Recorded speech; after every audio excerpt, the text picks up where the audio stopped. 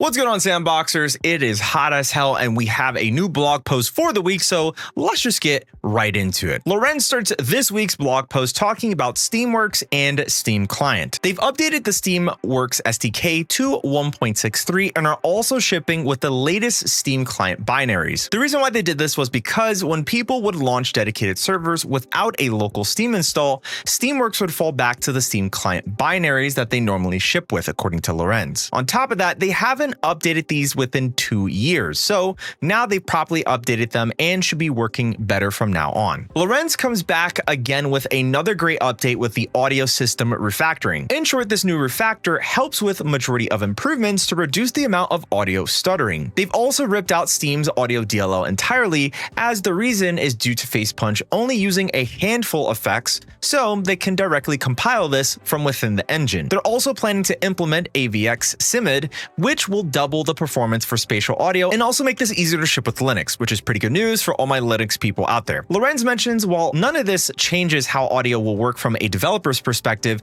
it's a much better foundation for the audio features that they want to build next. Laylad shows off a new Runtime Morphs feature that they'll be using for mounts, which, if you're unaware, is specifically for mounting games, both officially and community supported in S&box, which is already available for both the S&box mode and the editor. Whether these mounts will be usable for other S&box games outside of the mode and the editor itself has yet to be seen, as nobody has really tried anything with this yet in that way. But this is a way to provide data to create morphs which are used for face posing. And yes, if you paid very close attention to the model presented in the blog post, that is Mossman from Half-Life 2. Laylad continues with another model related feature, which is the new model dialog system when creating models from meshes. Before, some users kept running into an issue that there wouldn't be collisions for their models by default. So now this will open up and let you choose what collision you want on them. And finally, Laylad adds a new custom cursor page as it needed a revamp. This new section will allow you to override the system provided cursors for your own game,